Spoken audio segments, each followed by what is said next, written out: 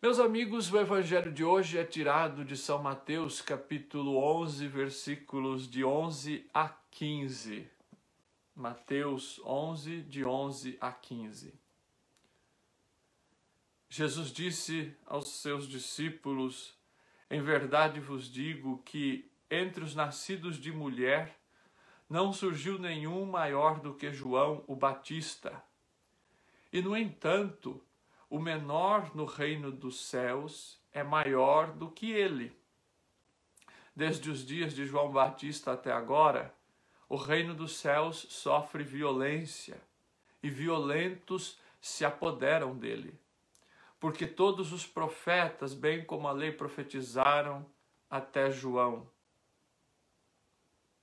E se quiserdes dar crédito, ele é o Elias que deve vir. Quem tem ouvidos, ouça. Palavra da salvação, glória a vós, Senhor.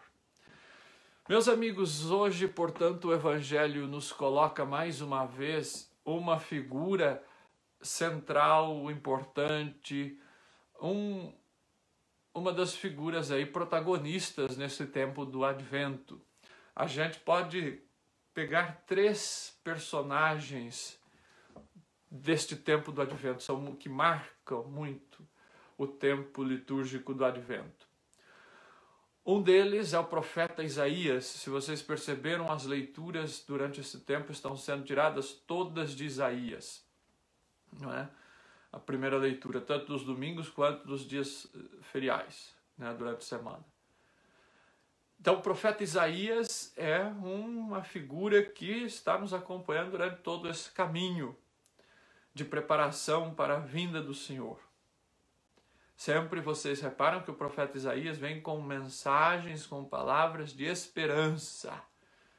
Em tempos difíceis, em tempos de exílio, em tempos de pós-exílio, o profeta traz para o povo de Deus, para o povo de Israel e para nós cristãos também, esta mensagem de muita esperança.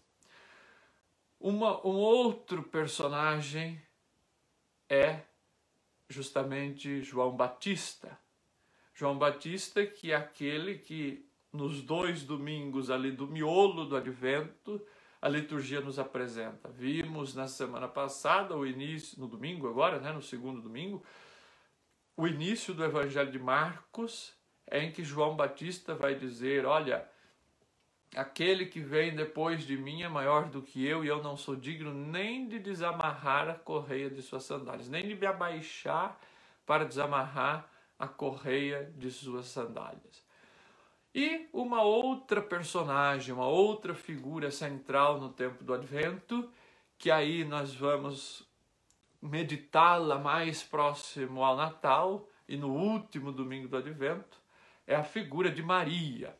A figura de Maria que nós já celebramos nesta terça-feira, na solenidade da Imaculada, e que justamente sempre cai no tempo do Advento. Então a figura de Maria, ela também é central dentro do Advento. Maria, aquela mulher do sim, aquela mulher da espera. Maria, aquela expectante, aquela gestante que está na expectativa da vinda do seu filho e que carrega com ela o próprio Salvador. Então, Maria nos acompanha. Então, por isso, dentro do tempo do Advento, é muito peculiar nós celebrarmos algumas festas marianas. A solenidade da Imaculada Conceição, que celebramos sempre no dia 8. Sábado, nós da América Latina temos uma festa importante, que é a festa da nossa principal padroeira, que é Nossa Senhora de Guadalupe, também sempre celebrada dentro deste contexto do Advento. E depois, no quarto domingo do Advento, o foco está justamente sobre Maria.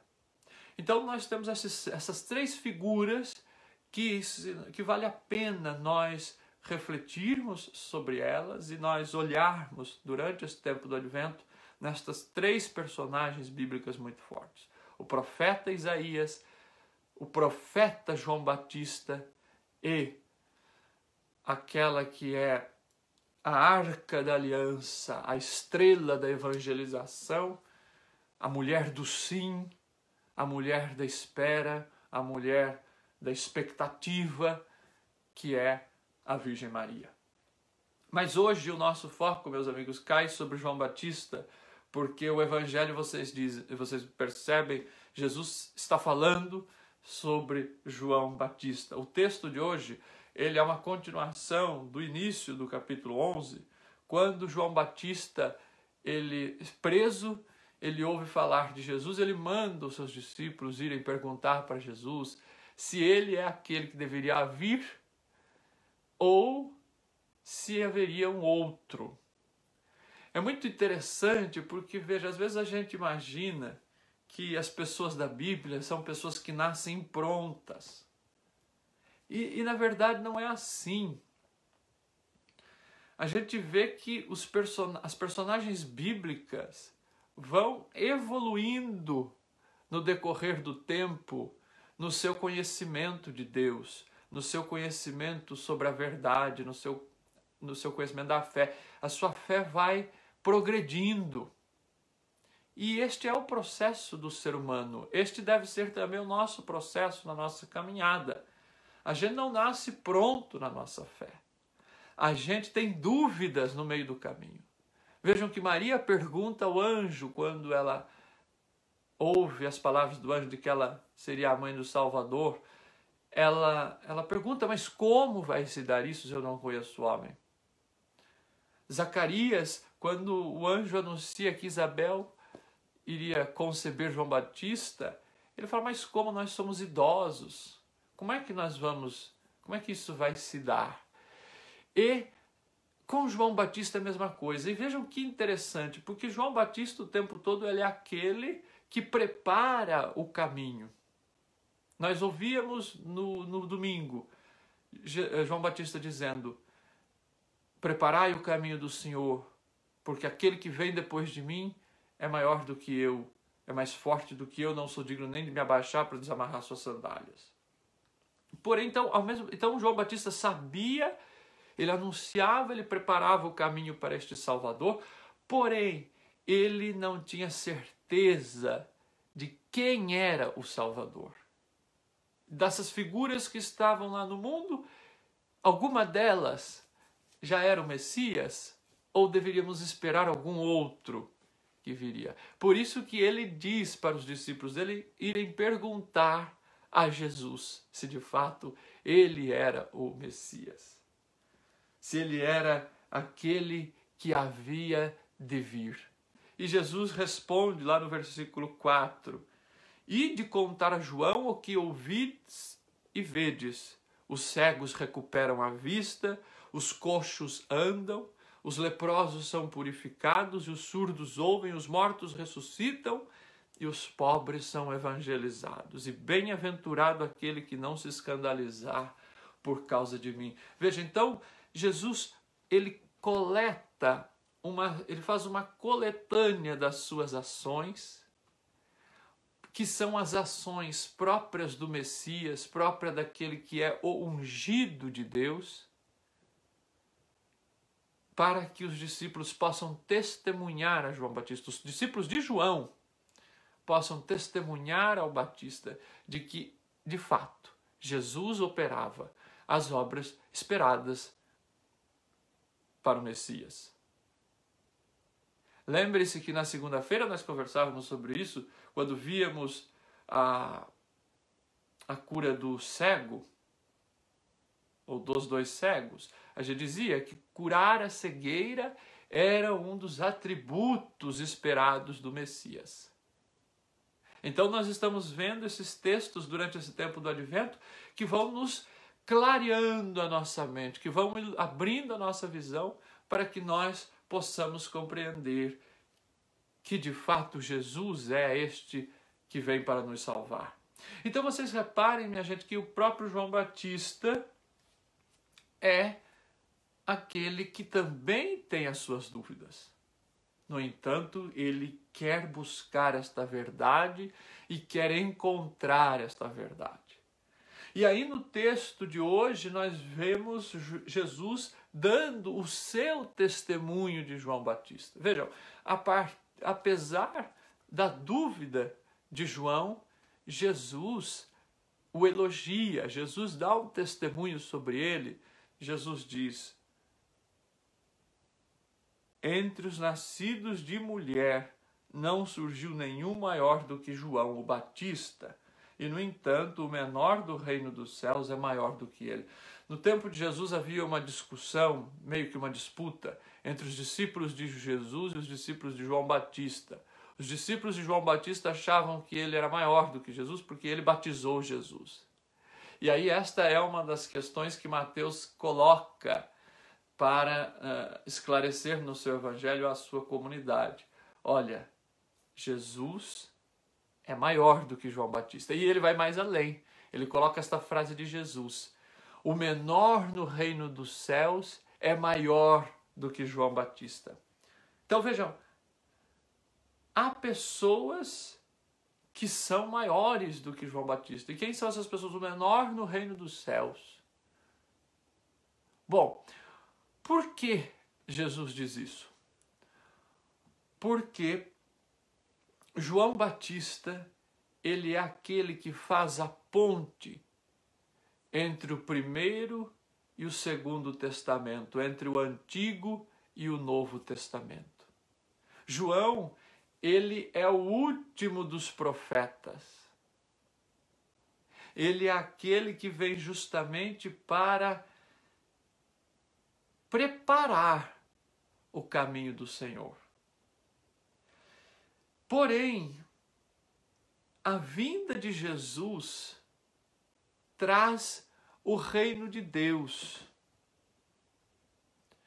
Então, aquele que segue Jesus é colocado em uma nova ordem na história da salvação.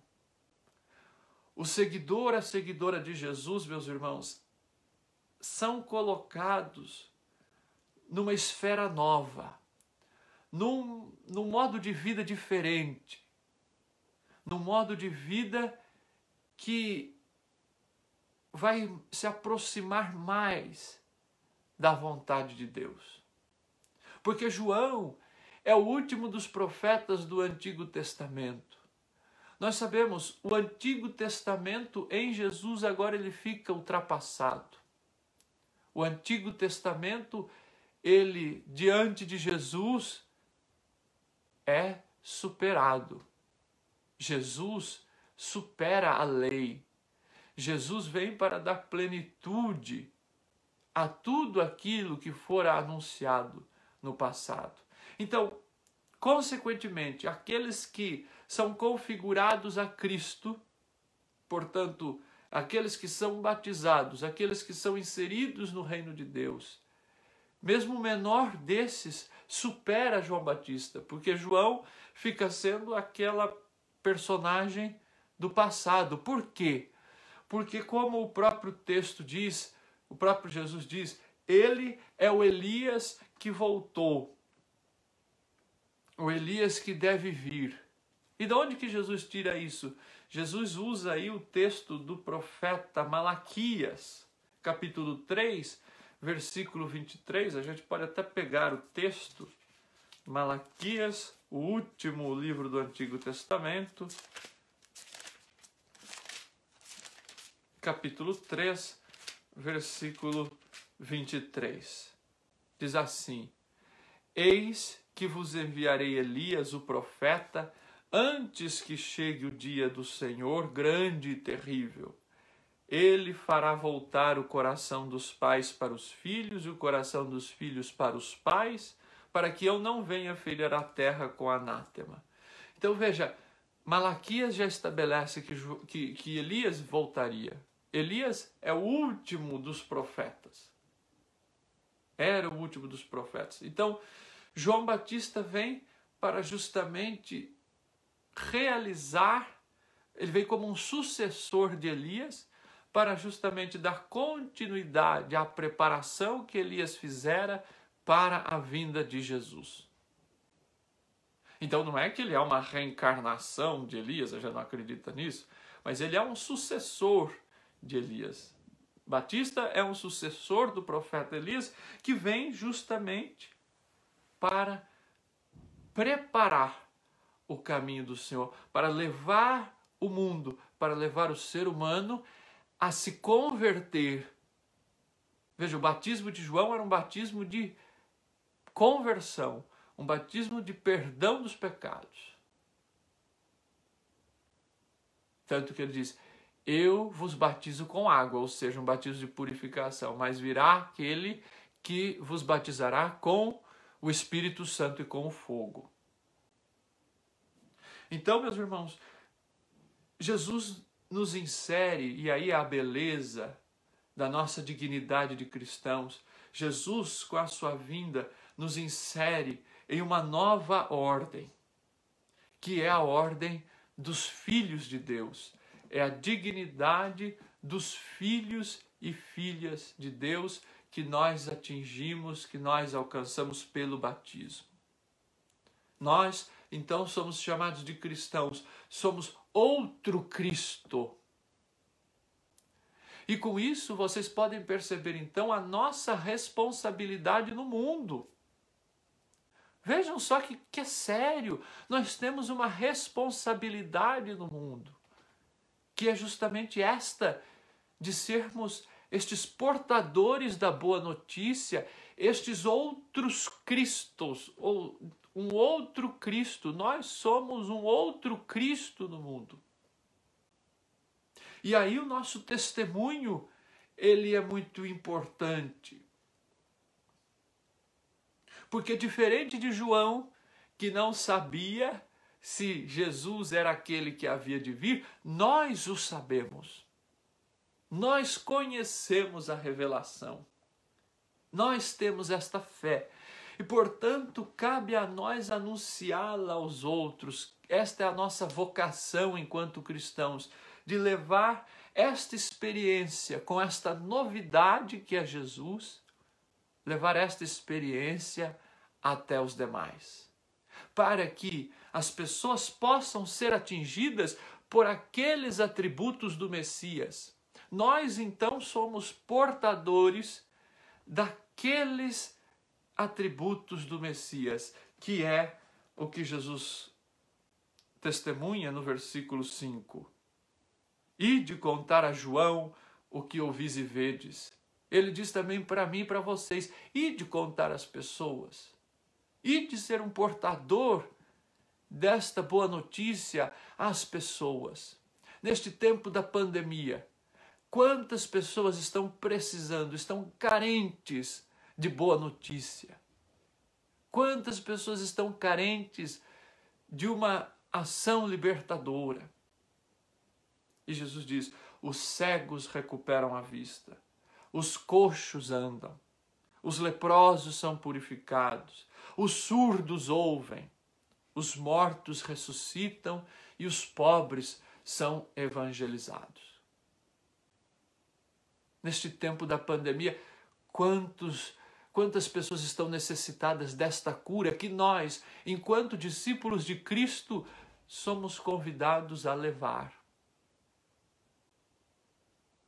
Eu e vocês somos convidados a portar, como Maria, esta boa notícia. Este verbo que se fez uma pessoa que vem ao nosso encontro, que não está distante. Somos convidados a encher o coração das pessoas de esperança. Não de uma ilusão, hein? É importante isso.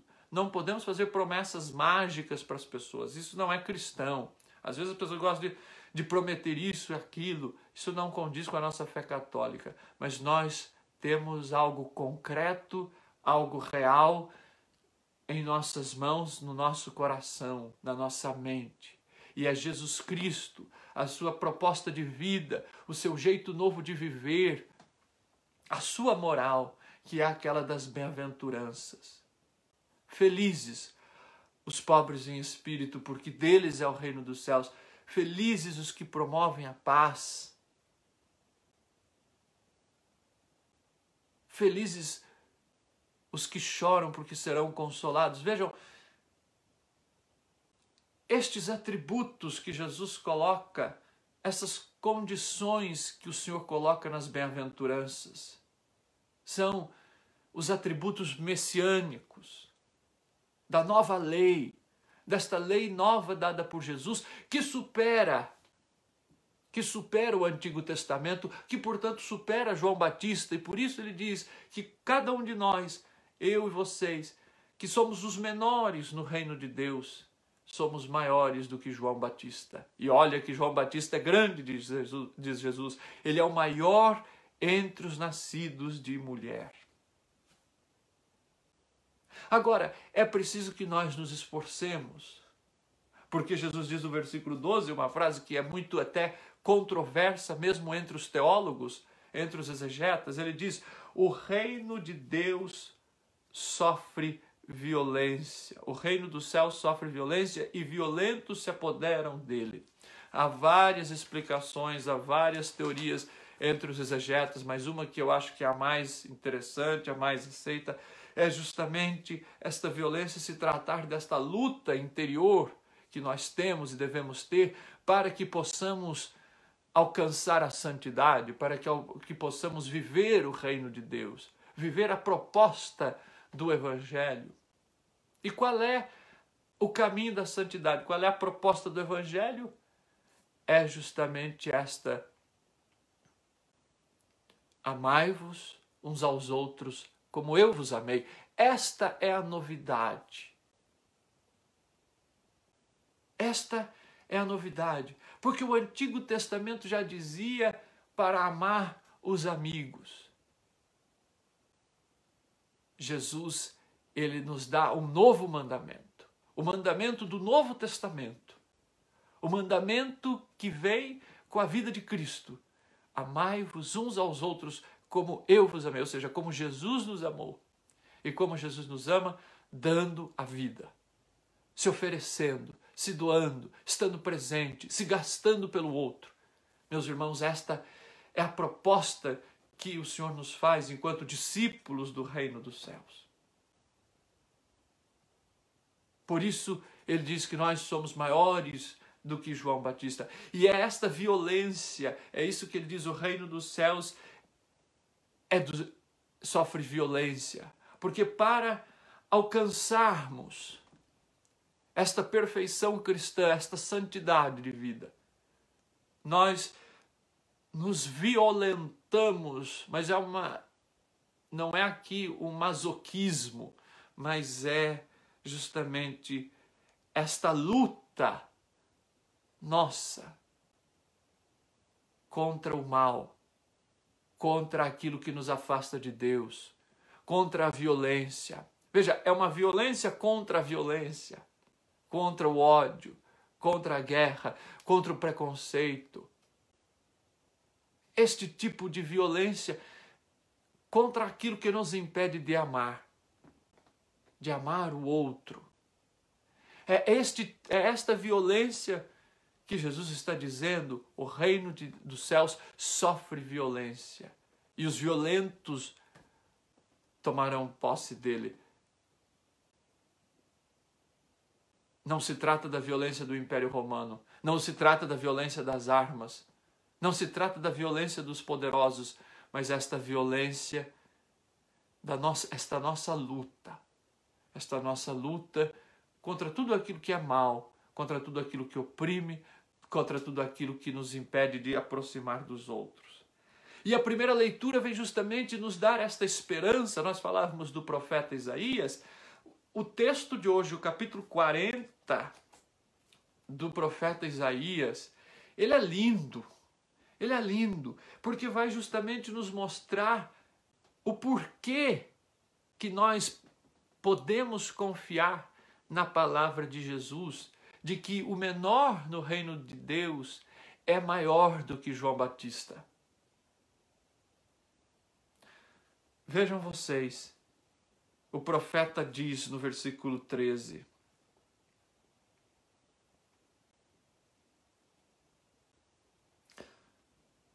com efeito, eu, o Senhor teu Deus, te tomei pela mão direita e te direi: não temas, sou eu que te ajudo. Não temas, vermezinho de Jacó, e vós, pobres pessoas de Israel, eu mesmo te ajudarei. oráculo do Senhor. O teu Redentor é o Santo de Israel. Veja, não temas, vermezinho de Jacó. O profeta está dizendo, não temas, vocês que são pequenos, vocês que não conseguem ver a própria dignidade. Não temas, porque eu estou convosco, porque eu, o Redentor, eu mesmo te ajudarei. O teu Redentor é o Santo de Israel. Olha que esperança que esse tempo do Advento nos coloca através do profeta. Não temas, não temas. Eu sou o teu Redentor. E aqui, no tempo do Antigo Testamento, o Redentor era, no hebraico, Goel. Era uma figura que era um parente próximo da pessoa, que tinha um papel de resgatador.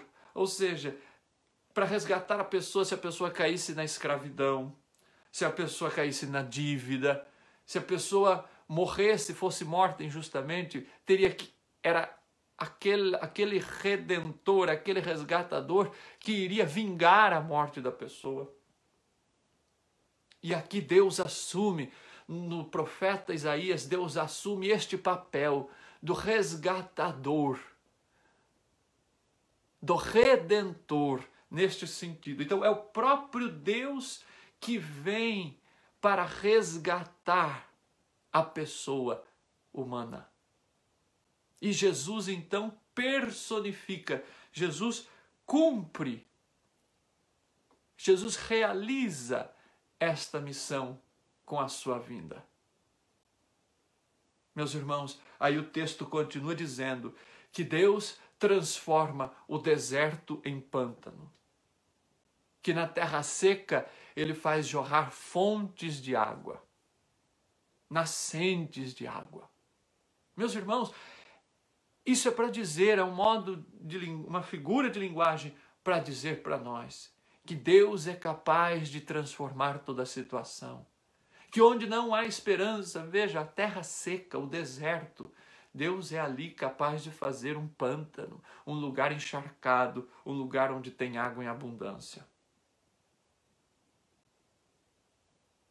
Meus irmãos, Deus nos torna dignos, portanto, Ele nos dignifica. Às vezes a gente fica achando que a gente não tem dignidade, que a gente não tem dignidade de estar na igreja, que a gente não tem dignidade de servir. Quantos que vêm falar para mim, Rafael, olha, eu não sou digno de servir. Olha, mas quem de nós é? Quem de nós é? Quem nos dignifica é o próprio Cristo. O próprio Cristo nos dá a sua dignidade, porque Ele transforma a morte em vida. Então, o Cristo é a nossa certeza, é a nossa esperança.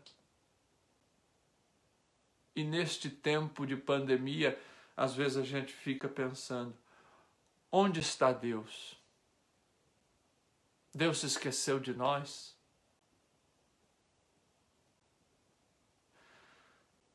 Com a palavra do profeta, a gente consegue responder esta pergunta, ou essas perguntas.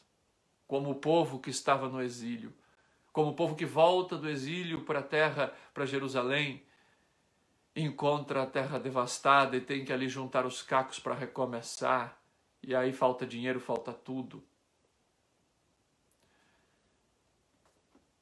Assim também nós respondemos com as palavras do profeta. Não temas, eu te tomei pela mão, não temas, sou eu que te ajudo, o teu Redentor. Meus irmãos, que nós possamos então clamar nesta certeza e nesta esperança. Vem, Senhor Jesus. Maranata, vem, Senhor Jesus. Louvado seja nosso Senhor Jesus Cristo, para sempre seja louvado.